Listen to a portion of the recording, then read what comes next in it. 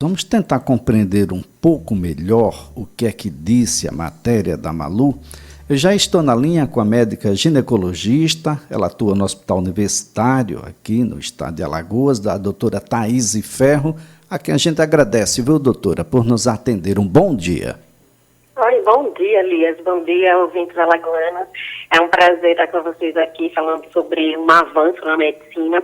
Deixa eu só fazer um porém. Eu atendo na Santa Casa de Misericórdia de Maceió. Eu fui formada pelo Hospital Universitário. Não atuo mais lá, só atuo na Santa Casa de Maceió. Mas vamos lá. É um assunto muito polêmico. Eu acho que foi um ganho muito grande para as mulheres. E 60 dias para vamos dizer, esse amadurecimento na vontade expressa pela mulher, também tem que ressaltar isso. E outro avanço foi o parceiro não precisar assinar, consentindo, né, o procedimento. Bom, doutora, dá para a gente fazer um dado comparativo? Como é que era até a semana passada, como é que fica agora a partir desta semana? Então, antes era com 25 anos, agora diminuiu para 21 anos. Antigamente não poderia realizar o procedimento no ato operatório, no caso de uma cesárea, agora também pode realizar durante a cesárea. Se a paciente expressar essa vontade, passar pelo psicólogo, pelo assistente social, isso no SUS. Já pelo convênio, essa burocracia acabou. Outra também que eu já falei é sobre a assinatura do termo, que a mulher hoje tem livre vontade, ela não precisa que seu companheiro acerte. E o contrário também, a vasectomia, a mulher não precisa, corroborar com essa vontade. Acho que essas são as principais mudanças. Bem, dois filhos também vivos, né? Tem outro, porém, que precisa ter 2 filhos vivos. Precisa ter 2 filhos vivos. Essa é uma condição objetiva, doutora. Como? É uma condição objetiva, né? Tem que preencher essa condição. Vários pormenores. Uma coisa que eu acho que dá para esclarecer, que na entrevista foi falado que os médicos colocavam barreiras. As barreiras que os médicos colocam é exatamente na vontade, no arrependimento após procedimento. E existiram muitos processos contra o médico, trazendo prejuízos, né, claro, para o médico, e exatamente porque as mulheres, elas, em determinado período, ela se arrependia e queria reverter a laqueadura, que é, como foi falado, muito, muito difícil. É muito difícil essa reversão, daí o porquê de a decisão ser uma decisão muito bem pensada, com muito respeito à própria decisão e muita responsabilidade, né, doutora? Exatamente, para que evite, por isso que a lei coloca 60 dias antes do procedimento. Você, por exemplo, se você estiver grávida, aí você tem que falar para o seu médico, que se for no SUS, você vai ter um acompanhamento psicológico, da assistência social, para que passe por todo esse processo, que nesses 60 dias até o parto, em torno de 60 dias até o parto, você legalize essa vontade, verbalize, documente e passe por todos os profissionais que possam avaliar se essa decisão está bem embasada. Bem, doutora, quais são os reflexos de uma mulher que passa por uma laqueadura, que tem tantas perguntas aqui, que de fato, por exemplo, a mulher continua a menstruar, doutora, e na menstruação o que é que acontece para uma mulher que passou por uma laqueadura? Então, todo o processo hormonal da mulher, eu atuo muito na ginecologia endócrina, inclusive estou aqui no Sírio-Libanês fazendo um aperfeiçoamento em ginecologia endócrina. A mulher na laqueadura, você só vai, a passagem do óvulo e do esperma, ela vai ser interrompida, você não vai conseguir encontrar. Porém, seus ovários e seu útero, eles permanecem intactos.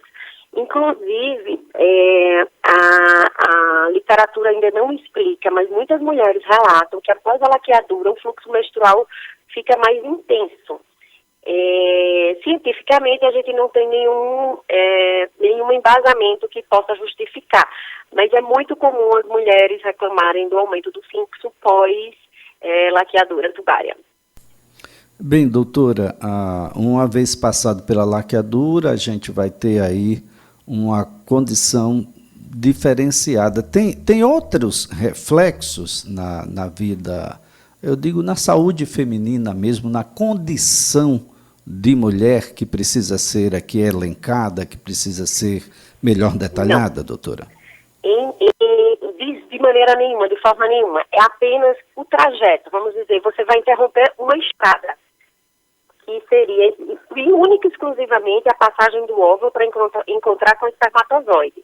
A parte ovulatória, se você não mexer em ovário, você não terá nenhum dano hormonal, vamos dizer, psicológico, sexual, não tem nenhuma intervenção na vida sexual da mulher, a laqueadura tubária.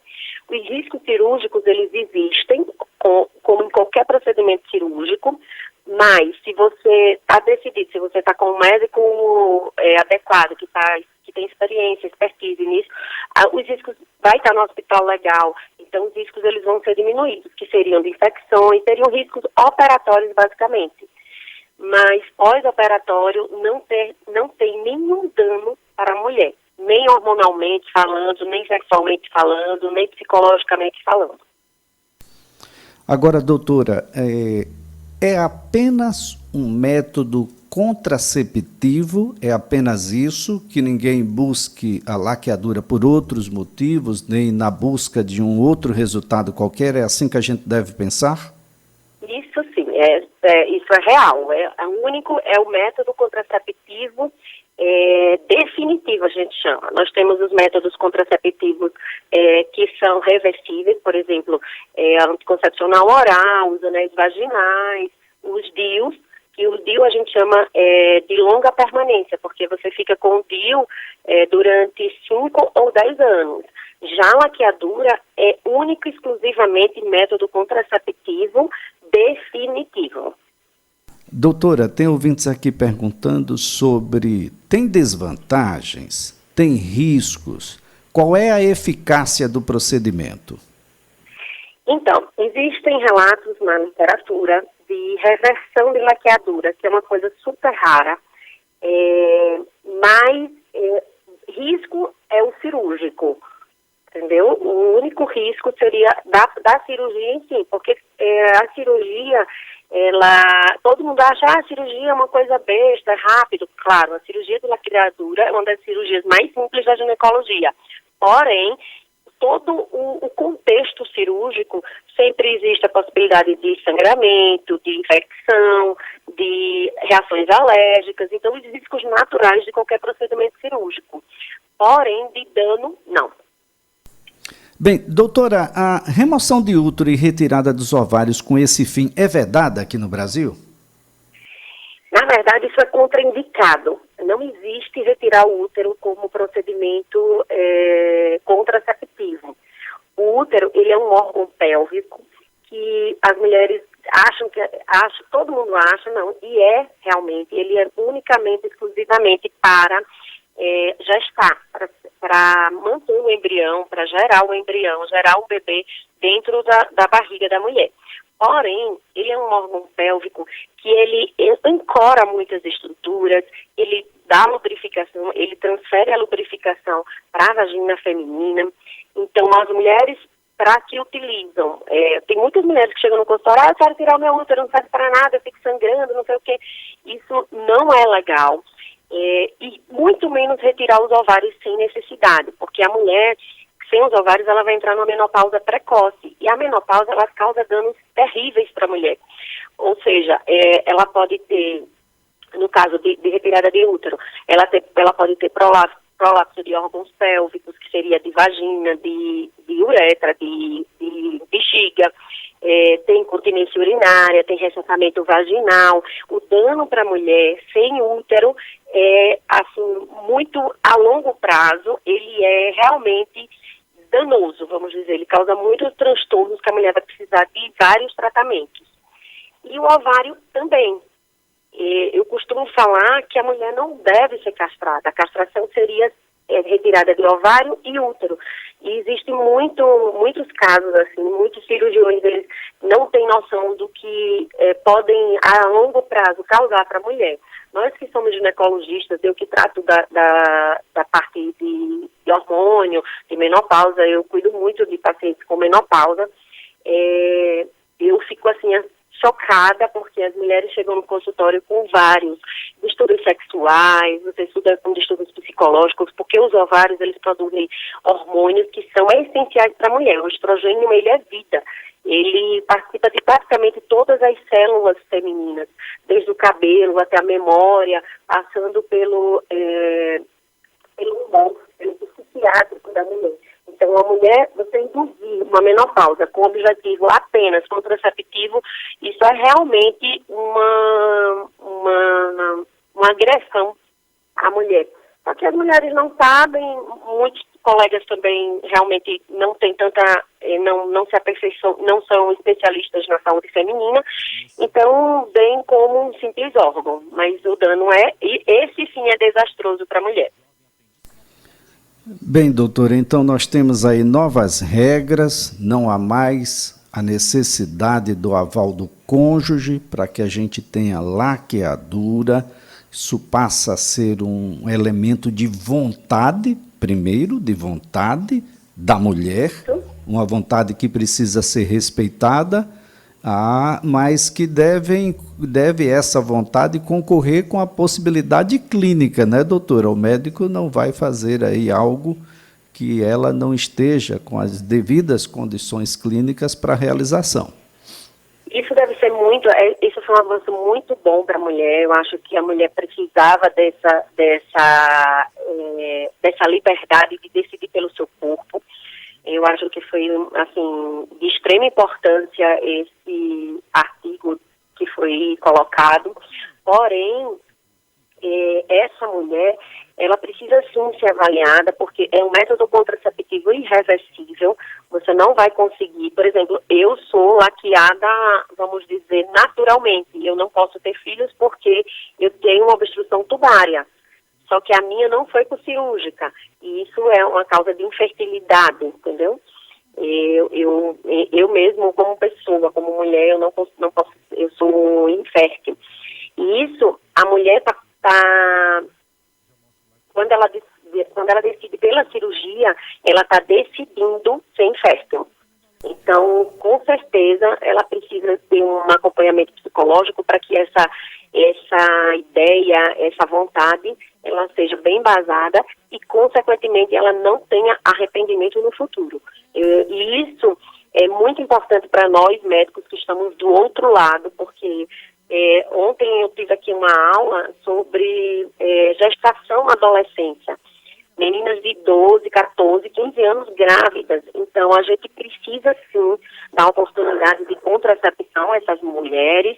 Elas precisam decidir o momento de ser mãe, mas, com isso, você tem que ter um embasamento, você tem que ter um acompanhamento contraceptivo muito, vamos dizer, muito fortalecido. Porque o índice de mortes puerperais, o índice de mortes fetais, ela acontece exatamente quando a mulher ela não está preparada para gestar. E ela também precisa decidir quando ela quer parar de gestar, porque a gente vê em hospitais públicos, eu fui residente do HU, a gente via mulheres que tinham 21 anos, 25 anos, com 5 a 9 a 10 filhos. Então, que não tinha condições de alimentar um único. Isso é uma oportunidade, assim, que a mulher tem que abraçar, a mulher tem que decidir, a mulher tem que principalmente tomar uma decisão muito bem embasada, porque é um método que ele não pode ser, muitas vezes pode até ser, mas a maioria das vezes ele não é reversível. Doutora Thaíse, foi um prazer tê-la aqui no CBN Maceió. Uma ótima terça-feira para a senhora. Olha, a doutora Thaíse Ferro é médica ginecologista, atua na Santa Casa de Misericórdia de Maceió, já atuou também no Hospital Universitário, e a nossa conversa aqui foi sobre as novas regras para a laqueadura.